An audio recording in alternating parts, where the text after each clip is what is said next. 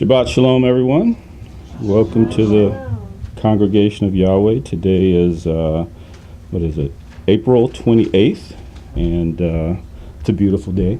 Yeah. It's been a beautiful couple of days, so hope you've been enjoying it. Today I'm going to continue on what I started on last week. My general topic of everything that I talk about is Yah's kingdom. Yes.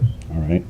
And how important it is for us to know that we are a part of a kingdom. You know, a lot of people, they don't realize that the government we have in the United States, it's not a kingdom. You know how you know it's not a kingdom? Because people vote. There's no voting in a kingdom. Okay? All right. All right, so let's start off. I'm going to backtrack a little bit from last week, watching my time, all right? So according to Merriam-Webster, all right, and we're talking about kingdom culture again. Culture is the customary beliefs, social forms, and material traits of a racial, religious, or social group. Also, the characteristic features of everyday existence, such as diversions or way of life shared by people in a place or time, popular culture, Southern culture examples. All right. So people in the South, we're in the South. We know what Southern hospitality is. We know what Southern culture is.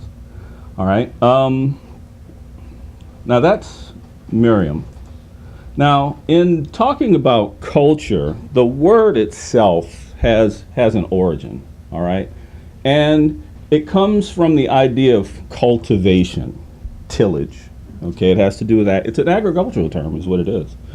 So when we think about culture, it's important that we go back to kind of what the origin of this word means, because as we go through a few scriptures in a little while, we're going to see that the idea of tillage and cultivation come out of Scripture. It's nothing new. All right, so to cultivate means to prepare or to use for raising crops. It means to foster growth. As you notice the B there, it's the word culture again. So culture and cultivate go together. All right? Any questions so far?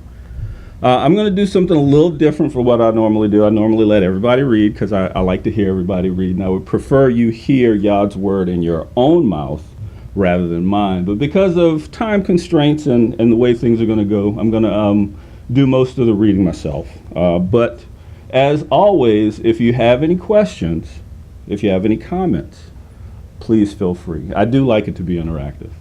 All right. Now, this is just a general statement. Every civilization has a culture. All right. Every civilization has a set of norms of conduct and standard forms of communication. Okay. That's where culture comes out of. It's how you conduct yourself on a day-to-day basis and how you communicate. All right. Just still backtracking a little bit. All right. Our civilization, us here and spread out around the world that follow Yah, our civilization is a kingdom. It's not a democracy. It is not a republic. It's a kingdom. And because we are so far removed from kingdom, there are a lot of concepts, there's a lot of thoughts, there's a lot of mindset that we don't get because of our Western culture and the whole idea of being in a democracy. So hopefully in hearing me speak, there's some of this that may come back because it's really important. All right. Any questions so far? Good. All right. So we talked about as far as coming into the kingdom, okay? It means that you're coming under the reign, the rule of Yah. That's what it means to be in his kingdom. And in getting into his kingdom, it's really simple. There is a call that goes out. That call is called the gospel. It's good news, all right? And then we're called to enter in, or to enter into his reign. And then we have a responsibility after that. He tells us what he wants, but it's our job to get it. He gives it, but we have a part in the whole thing by receiving what he's giving. It's a two-part. He can give it all he wants, but if you don't take it, what good is it for you? All right? So, in our kingdom, we have a code of conduct, that's Torah. We also have a language. Standard speech is Hebrew. Okay? I'm not going to go into Hebrew right now because I'm still trying to establish culture, but eventually I will have the opportunity to do that. Okay? Yah gives us, and if you go back and you look at last week's message, you'll see that Yah gives us his culture by covenant. But it comes through Torah. All right? So when we take and we enter into his covenant that he will be our Elohim and we will be his people and that we're going to do what he says to do, we're partaking in kingdom culture. All right? All right, so last week we looked at Adam. We looked at Noah, Abraham, Isaac, Jacob, Moses with the children of Israel for the covenants that he established through these people. And these covenants are still good with us today. Even the one with Noah. We still have a rainbow. Talked about the rainbow. All right? So these covenants are all still good. They're additive. All right? We looked at the term covenant. It's berit in Hebrew. It means a compact. It means a confederacy, a league. But the importance of Yah's covenants is that they are ratified with blood. Okay? So we just read it. Okay? Thank you so much, Carl, for your reading. You know, these covenants don't become effective without the shedding of blood. Previous, it was the blood of bulls and goats. Since then, it's been the blood of Messiah. All right? Am I moving too fast? Yeah. All right. So let's go to, actually, let me see. I'm going to skip. Because I have such a small amount of time, I'm going to go to kind of the meat of the matter. All right, so these are the scriptures that we're going to go to. Now, we have a way of being able to ratify things according to the word. It says that upon the word of two or more witnesses is the word established. All right? So, in a little bit, we're going to have Moses' words in Deuteronomy. We're going to have Jeremiah the prophet and Ezekiel the prophet. We got three witnesses on what I'm about to talk about because covenant is so important. We have to know what covenant are we dealing with, okay? Let's back up just a little bit.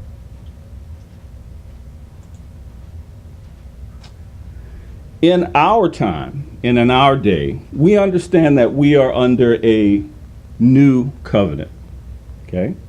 Now, this is brought to us in the Greek language. It's krehinos is the word that is when in conjunction with covenant. Krehinos is used and not the Greek word neos. And I'm going to tell you the difference between the two. Okay? When a baby is just born, we have a newborn baby, meaning this baby has never seen the world before. This is something new in existence. By the same token, you know, my house was built in the 1970s, but when I got it, I was telling everybody I had a new house. Well, was the house in existence before I got it? Yes, it was, but it was new to me. So when you're dealing with something that's brand new, you're dealing with neos. When you're dealing with something that's new to you, it's krehinos. Okay? So when we're talking about a covenant, the word renewed becomes effective because it's something that has been in existence already, but because it was broken and made ineffective, it had to be renewed, meaning the old covenant was brought back to the present. Okay? That's why Torah is so important. A lot of us a lot of the world, I'm going to say. In here, I know that you guys know it. And really, in my talk, I'm talking to three people, okay? If you don't know this, I want you to know it. If you do know this, but you're not able to put all the pieces together, or if you're not able to convey this information, hopefully the way that I present it will allow you to do that, okay? And if you do know it, you're confirmed in it, I just want to be a witness to you that you are on the right track. So I think that covers everybody, okay? So let's go here. All right, because this is equated with our culture as a people, what is the new or renewed covenant? So this is the question I'm going to answer today. This is our culture, our covenant with Yah, all right? So let's go to Deuteronomy chapter 10, and we're going to do verses 12 through 22. And like I said, I'm going to do all the reading, but I'll leave this up here for you. All right, let me get to there.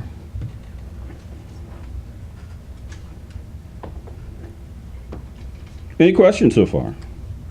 Excellent.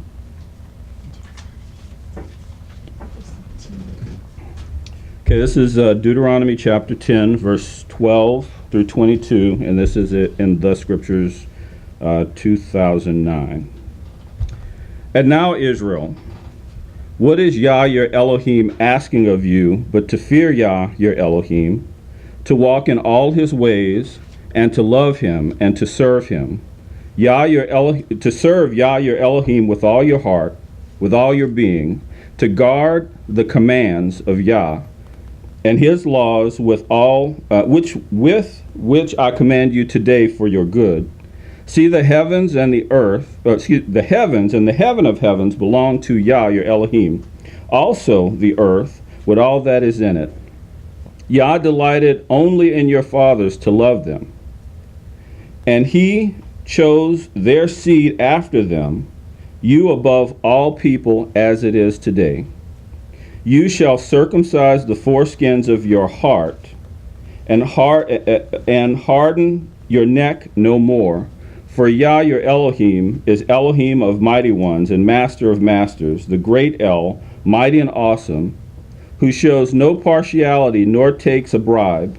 He executes right ruling for the fatherless and the widow, and loves the stranger, gives him food and a garment. And you shall love the stranger, for you were strangers in the land of Mitzrayim. Fear Yah your Elohim, serve him and cling to him. Swear by his name. He is your praise. He is your Elohim, who has done he has done for you these great and awesome deeds, which your eyes have seen. Your fathers went down into Mitzrayim with 70 beings, and now Yah your Elohim has made you numerous as the stars of heaven. Now that last statement there, stars of heaven, should kind of be like little flashing lights, because this is the same thing that he told Abraham, that his seed would be as the stars of heaven. So we're seeing here that Yah has been faithful, and he has made this to come to pass, starting with 70 people. All right.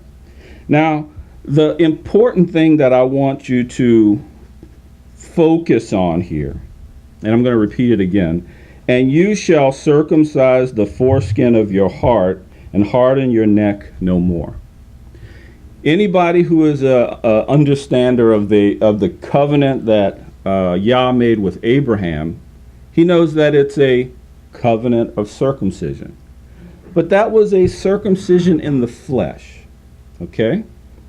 This is Deuteronomy. This is Torah. This is Moses speaking as Yah told him to speak. He's saying, you shall circumcise the foreskin of your heart. This is our new covenant. All right? Let's go to Deuteronomy chapter 30. Okay, I'm going to read verse 1 through 20. And it shall be, when all these words come upon you, the blessing and the cursing which I have set before you, and you shall bring them back to your heart among all the nations where Yah your Elohim drives you, and shall turn back to Yah your Elohim and obey his voice according to all that I commanded you today, with all your heart, with all your being, and your children, then Yah your Elohim will turn back your captivity, and shall have compassion on you. And he shall turn back and gather you from the peoples where Yah your Elohim has scattered you. If any of you are driven out to the farthest parts under the heaven, from there Yah your Elohim does gather you, and from there he does take you. And Yah your Elohim shall bring you into the land which your fathers possessed, and you shall possess it. And he shall do good to you, and increase you more than your fathers. And Yah your Elohim shall circumcise your heart and the heart of your seed to love your Elohim with all your heart, with all your being, so that you might live. And Yah your Elohim shall put all these curses on your enemies and those who hate you, who persecute you.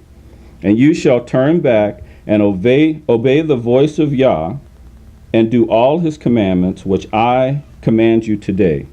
And Yah your Elohim shall make you have excess in all the works of your hand, and the fruit of your body, and the fruit of your livestock, and the fruit of your ground, for good. For Yah turns back to rejoice over you for good, as he rejoiced over your fathers.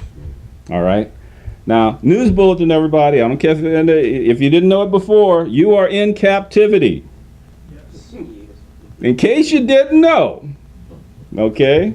You are in captivity. Yah has fulfilled his word. He has taken Abraham's seed and he has strewn it all across this world. Now, just because you don't know you're Abraham's seed, that doesn't stop you from being Abraham's seed. Okay? But the thing about it is, it's a Russian roulette thing because nobody knows really. Okay? Even the Jews in Israel, I'm not even sure if they know for sure. Okay? They're in the land, that's fine, no problem. But this word has come to pass. Okay? And what he promises that, and I'm going to say in the day and time that we are, will shortly come to pass, that he's going to take all that seed and he's going to bring it back to the place where he wants us to be. That's a promise. All right?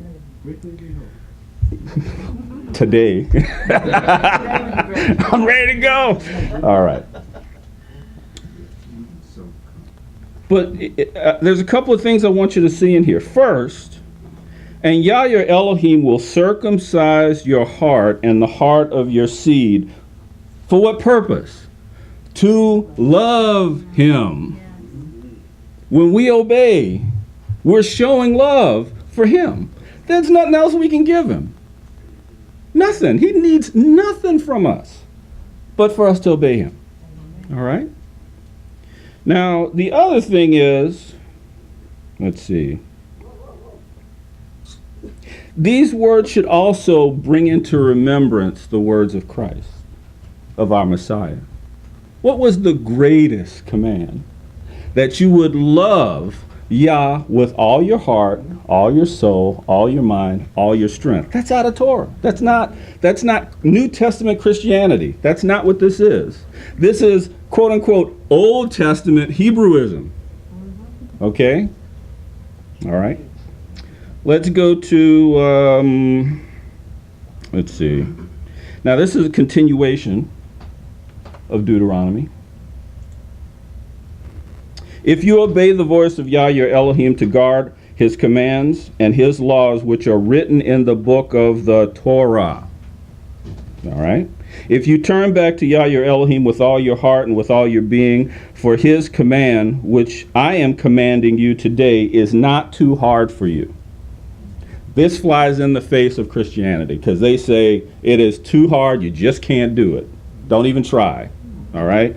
Obviously, what they're saying out there and what this word's saying here is not the same. I'm going to tell you, listen to this book. Okay? He's saying it's not too hard for you. All right? If you turn back to Yah your Elohim with all your heart, with all your being, for this command which I command you today is not too hard for you, nor is it far off. It is not in the heavens to say, who shall ascend to the heavens for us to bring it to us and cause us to hear it so that we do it? Nor is it beyond the sea to say, who shall go to the sea for us and bring it to us and cause us to hear it so that we shall do it? For the word is very near you, in your mouth and in your heart to do it. See, I have set before you today life and good, death and evil, in that I am commanding you today to love Yah your Elohim, to walk in all his ways, and to guard his commandments, his laws, his right rulings, and you shall live and increase, and Yah your Elohim will bless you in the land which you go to possess. But if your heart turn away, and you do not obey, and shall be drawn away, and shall bow down to other mighty ones to serve them, I have declared to you today that you shall certainly perish. You shall not prolong your days in the land as a witness to get which you are passing over the Yarden to enter and possess. I have called the heavens and earth as witness today against you. I have set before you life and death, blessing and the curse. Therefore choose life, so that you live, both you and your seed, to love Yah your Elohim, to obey his voice, and to cling to him.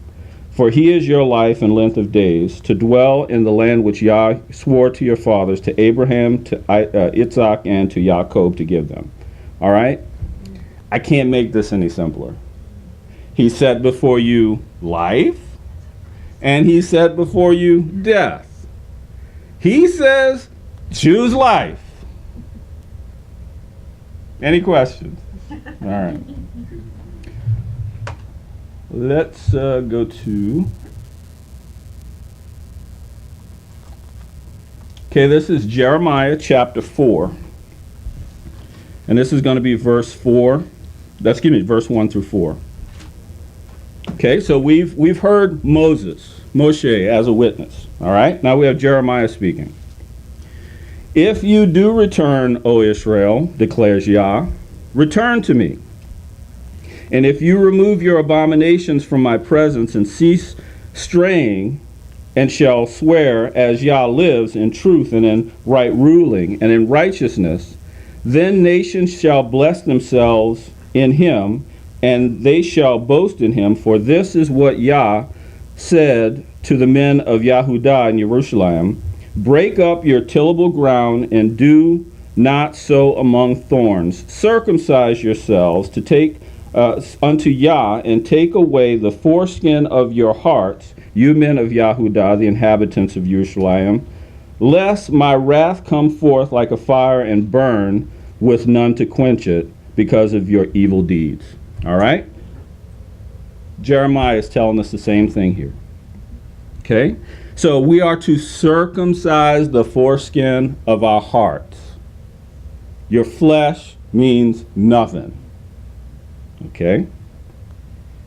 And he says, break up your tillable ground. Culture. Like I said, the idea of culture, cultivation, does not come from the world. The world has taken it and perverted it. But we are to break up our ground so that when he plants his word there, it will grow and bear fruit. Okay? That's all he wants of us. You know, he wants us to grow for him and bear fruit for him. That's our only job. You know, any plant outside will do that. You don't even have to tell it to do anything. But we you know us, right? Okay. Jeremiah chapter 24.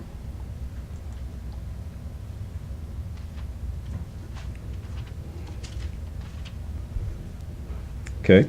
So this is going to be like a little parable. You know, the Bible loves parables, all right? Yah showed me, and look, there were 2 baskets of figs set before the Hikkel of Yah after Nebuchadnezzar reigned in Babylon, had exiled Yechanyahu, son of Jehoiakim, sovereign of Yahudah, and the heads of Yahudah, with the craftsmen and the smiths of Jerusalem, and had brought them to Babel. 1 basket had very good figs, like the figs that are first ripe. The other basket had very spoiled figs, which could not be eaten because they were so spoiled. And Yah said to me, what do you see, Yirmiyahu? And I said, figs. The good figs, very good. The spoiled, very spoiled, which could not be eaten, they're so spoiled.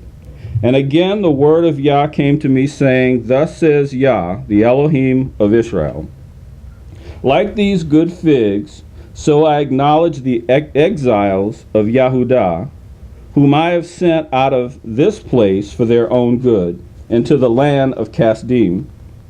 And I shall set my eyes on them for good, and shall bring them back to this land, and I shall build them and not pull them down, shall plant them and not pluck them up. And I shall give them a heart to know me, that I am Yah.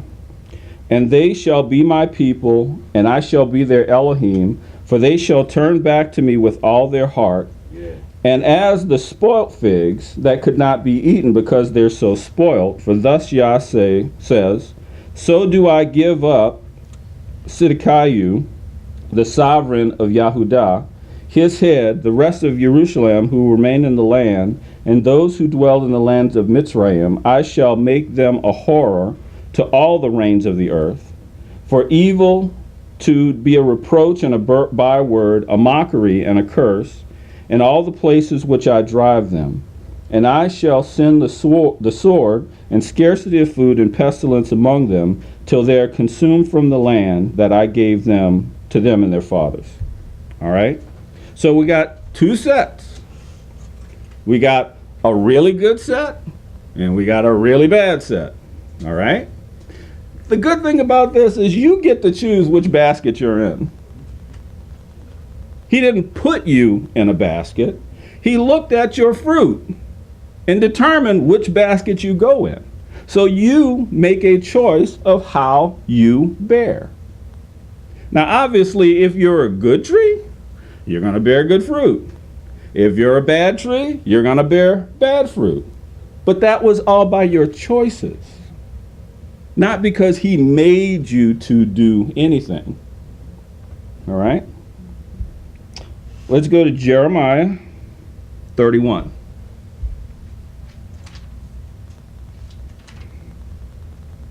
Okay, it's going to be verse 23 through 34. Thus says Yah of hosts, the Elohim of Israel, let them once again say this word in the land of Yahudah and in its cities, that I turn back their captivity. Yah bless you, O home of righteousness, mountain of set apartness. And in Yahudah and all the cities, farmers and those who journey with flocks shall dwell together. For I shall fill the weary being, and I shall replenish every grieved being. At this I woke and I looked around, and my sleep was sweet to me.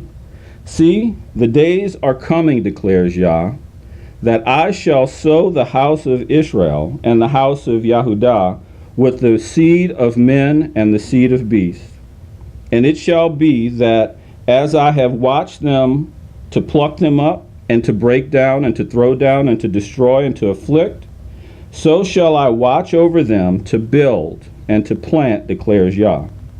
In those days they shall no longer say, the fathers ate sour grape, and the children's teeth are blunted. But each one shall die for his own crookedness. Whoever eats sour grapes, his teeth shall be blunted. See, the days are coming, declares Yah, when I shall make a renewed covenant with the house of Israel and with all the house of Yahudah, not like the covenant which I made with their fathers, when I strengthened their hand to bring them out of the land of Mitzrayim, my covenant which they broke, though I was a husband to them, declares Yah. For this is my covenant, for this is the covenant I shall make with the house of Israel after those days, declares Yah. I shall put my Torah in their inward parts, and write it upon their hearts. This is circumcision of the heart, all right?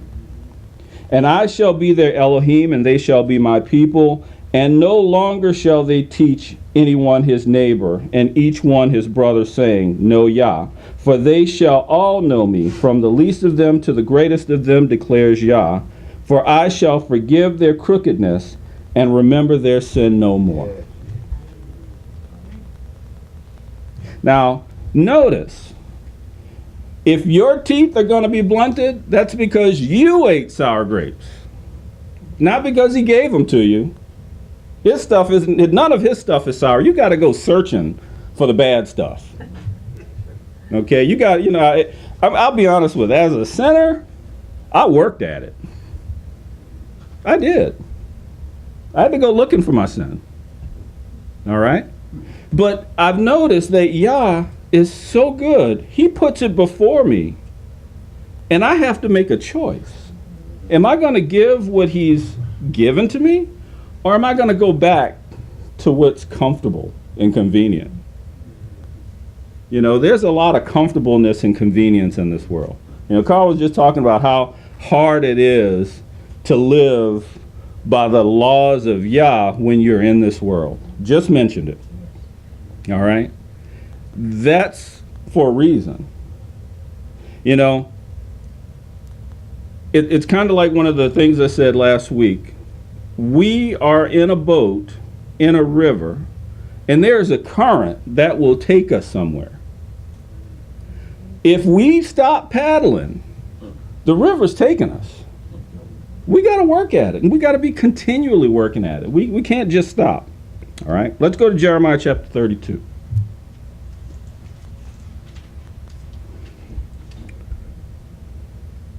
All right, this is Jeremiah 32, verses 36 through 44. And now thus says Yah your Elohim, the Elohim of Israel, concerning the cities of which you say, It shall be given into the hand of the sovereign of Babel by the sword, and by scarcity of food, and by pestilence. See, I am gathering them out of all the lands where I have driven them in my displeasure, and in my wrath, and in great rage. And I shall bring them back to this place, and shall let them dwell in safety. And they shall be my people, and I shall be their Elohim. And I shall give them one heart and one way to fear me all the days, for the good of them and for their children after them. And I shall put my fear in their hearts, so as not to turn aside from me. I shall rejoice over them to do them good, and shall plant them in this land in truth with all my heart and with all my being. For thus says Yah, as I have brought all this great evil on this people, so I am bringing all the good that I am speaking to them. And fields shall be bought in the land which you are saying is a wasteland and without beast, and it shall be given into the hand of the Castine. Fields shall be bought for silver, and deeds signed and sealed, and witnesses be called in the land of Benjamin, and in places all around Jerusalem, and in the cities of Yehudah, and in the cities of the mountains, and in the cities of the low country, and in the cities of the south. For I shall turn back their captivity, declares Yah. So yes, we are in captivity. But it's okay. He's got this. And at his time and in his way, he's going to put us where he wants us to be. There's not a power in hell.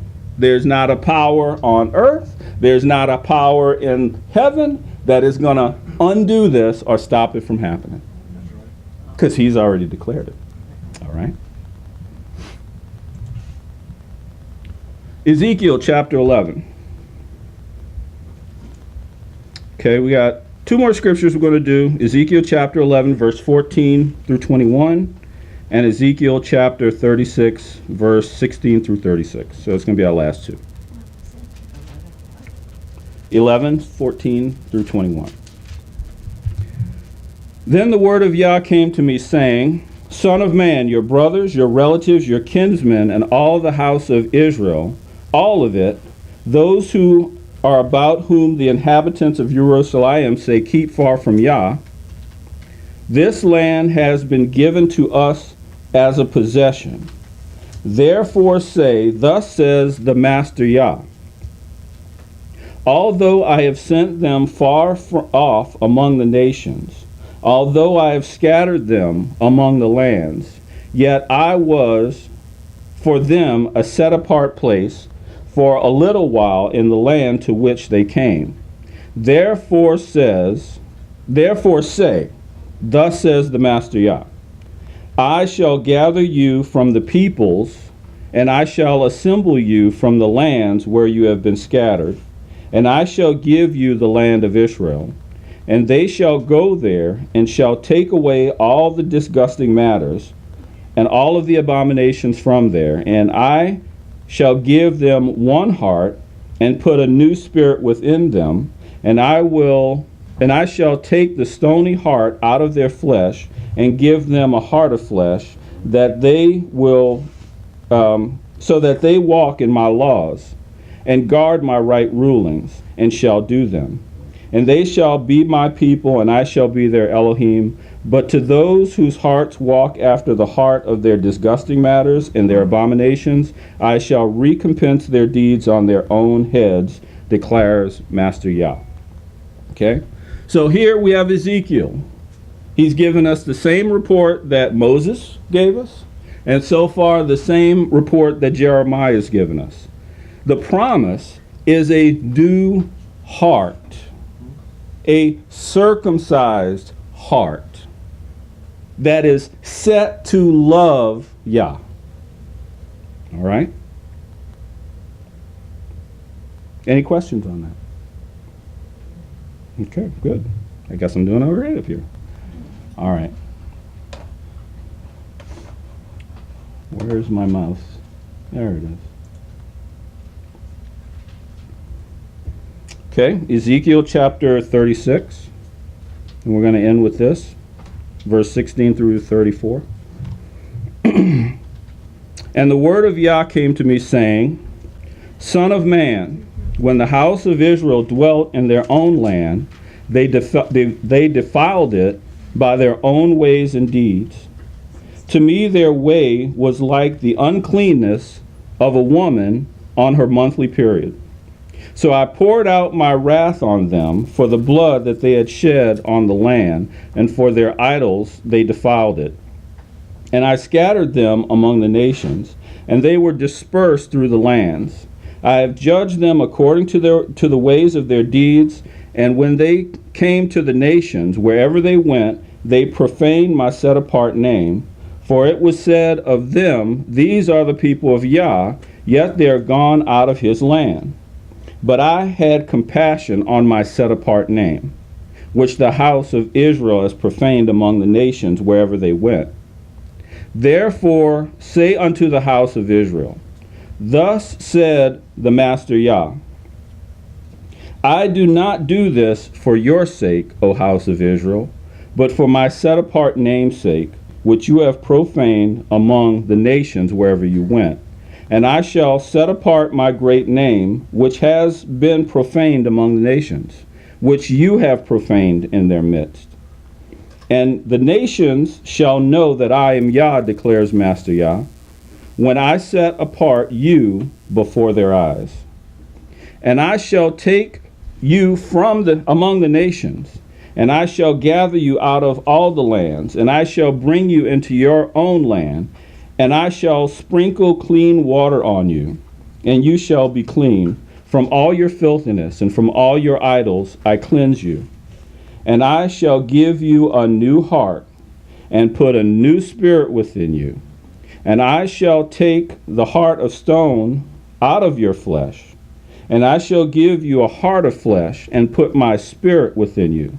And I shall cause you to walk in my laws, and guard my right rulings, and shall do them. And you shall dwell in the land that I gave to your fathers, and you shall be my people, and I shall be your Elohim. And I shall save you from your uncleanness, and I shall call for the grain and increase it, and there shall be no scarcity of food upon you. I have increased the fruit of your trees and increased your fields, so that you never again bear the reproach of scarcity of food among the nations. And you shall remember your evil ways and your deeds that were not good. And you shall loathe yourselves in your own eyes for your crookedness and your abominations. Not for your sake I am acting, declares Master Yah. Let it be known to you. Be ashamed and blush for your ways, O house of Israel. Thus said the Master Yah, on the day that I cleanse you from all your crookedness, I shall cause the cities to be inhabited and the ruined places to be rebuilt, and the land that was laid waste tilled instead of ruined before the eyes of all who pass by. All right? So we've listened to 3 witnesses today. We've had Moses, we've had Jeremiah, and we've had Ezekiel. All 3 spoke in your hearing today. You have a choice whether you are going to be a part of this world. You'll be a part of the very bad figs. This is death, okay? He says choose life. And this is for each of us to do as individuals. Your parents, I don't care if they've been walking in the way for the last 50 years. Their salvation, their covenant with Yah does not count for the children. Each and every child has to confirm that covenant for himself. All right? Now, the last thing I'm just going to focus on right here is not only do we have a new heart that he's placing within us, he's also placing a new spirit within us. And one of the things that I want to submit, and I have a lot of people that I know, some people that I love even, that say that they are filled with the Spirit of God, right? If you are not following Torah, if your heart is not pricked by this message to follow him and to do simply what he says to do, I'm going to submit to you that the spirit that you think you have is not a holy one. I do love you, and out of love I give you this message. But simply read what it says. If you have the Holy Spirit in you, you're going to obey him. Yahweh bless.